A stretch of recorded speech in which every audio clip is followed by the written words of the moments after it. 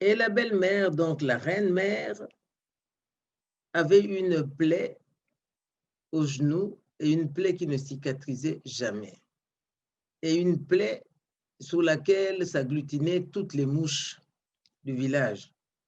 Elle avait beau les chasser, mais comme c'était une plaie absolument béante, il y avait tout le temps ces mouches et elle se promenait avec un chasse-mouches. Et à chaque fois qu'elle était installée,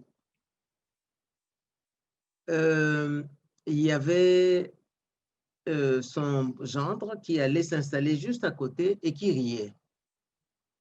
Le premier jour, elle regarda cela d'un air un peu mitigé. Puis, le deuxième jour, Mathieu, de nouveau, dès qu'il voyait sa belle-mère s'installer, il lui-même allait chercher sa chaise et se mettait non loin de là et riait aux éclats. Au troisième jour, la belle-mère, qui ne trouvait pas ça du tout drôle, s'énerva sérieusement et s'est mise à hurler au point qu'elle ameuta tout le village. Que se passe-t-il? Que se passe-t-il?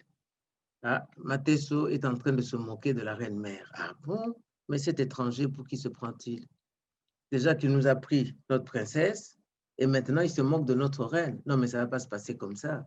Et la reine-mère, très fâchée, dit, c'est la première fois je vois un gendre oser se moquer de sa belle-mère. Tu dois me dire pourquoi tu te moques de moi, sinon je me déshabille ici, tout le monde voit ma nudité. Ah non, surtout pas ça, surtout pas ça.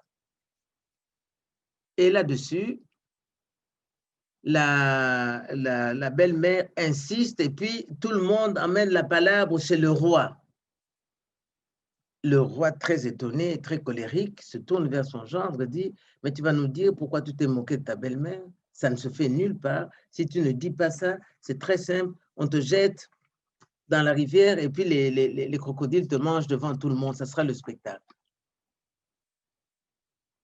Matesso, à chaque fois, essayait de parler, mais le chien lui rappelait sa promesse. Dès qu'il voulait ouvrir la bouche, le chien se mettait à hurler. Et acculé, Matesso, ne pouvant plus s'échapper, s'est mis à parler. À ce moment-là, le chien prit la route de leur village et disparut dans la forêt. Matesso commença à raconter. Et il raconta. Tout le village s'était assemblé. Il raconta toute son histoire. Et donc, il vendit le secret de son chien. Et après avoir raconté cela devant des villageois qui étaient restés bouche bée, n'en croyant pas leurs oreilles, il y eut un coup de tonnerre qui déchira le ciel. Et quand enfin tout rentra dans l'ordre, Matesso était allongé, mort à tout jamais. Et la morale de cette histoire, c'est que le meilleur secret, le meilleur et le plus sûr de secrets est celui qu'on garde par-dessus soi-même et pour soi-même.